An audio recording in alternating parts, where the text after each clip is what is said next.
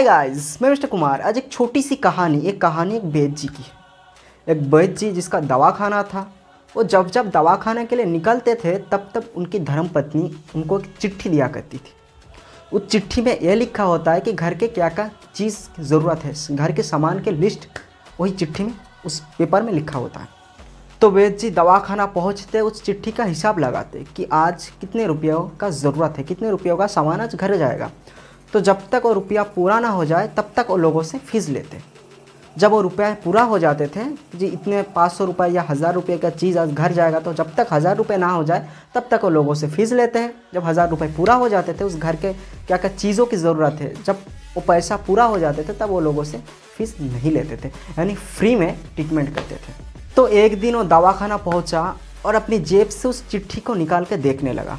उस चिट्ठी में लिखा था कि घर के सामान क्या क्या ज़रूरत है वो सब लिखा था। एकदम नीचे से लिखा था कि बेटी की शादी की सामान लिखा था नीचे।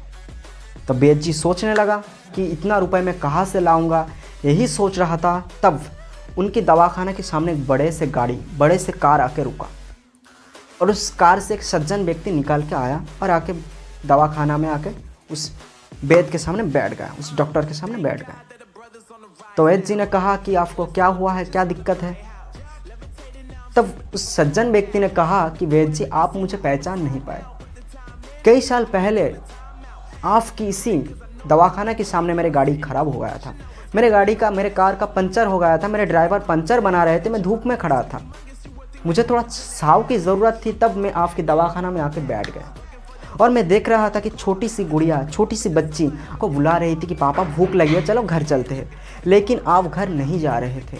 आपको लगा था कि मैं कोई बीमार हूँ, इसीलिए मैं सोचा कि आपसे कुछ दवाई ले लेते हैं। तो आपके पास जाके मैंने अपनी बीमारी बताई कि हमें बच्चा नहीं हो रहा। तो हम दोनों बात कर रहे थे, इसी बीच आप एक पुड़िया बनाए और उस पुड़िया को मुझे थमा दिया और मैं आपको रुपए देने लगा, पैसा देने लगा, तो आप लेने में साफ इनकार कर दी। आप रुपया नहीं लिया, एक भी रुपया मुझसे नहीं लिया। तभी वह दूसरा व्यक्ति आया और दूसरे व्यक्ति से मुझे सब कुछ जानने को पाया कि ये आपका जो काम है यही प्रोसेस में आप करते हो। जब तक आपका पूरा नहीं हो जाता रुपये तब तक आप लोगों से फीस लेते हो। तब मैं उस दिन घर गया, घर जाके मेरी बीवी को सभी बात बताया। तो मेरी बीवी ने कहा कि शायद आपको आज ऊपर वाला के भेजे हुए एक बंदे से आपका मुलाकात हो गया था, तभी वो इतना महान काम कर रहे हैं हर रोज़।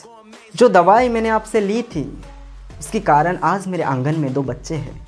आज मैं शहर आया अपनी भांजी की शादी की सामान खरीदने, तो मुझे पता नहीं क्यों आपकी उसी छोटी बच्ची की मुझे याद आ गई और मैं जो सामान खरीदता उसे रिपीट करता गया, 2 खरीदता गया।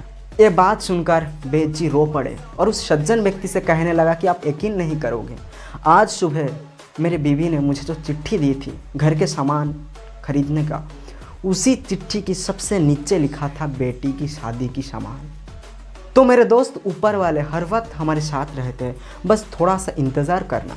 और एक बात हमेशा याद रखना कि अगर आप अच्छे करोगे तो आपके साथ भी अच्छा होगा, और अगर आप बुरा करोगे तो उसके रिजल्ट भी आपको पता है।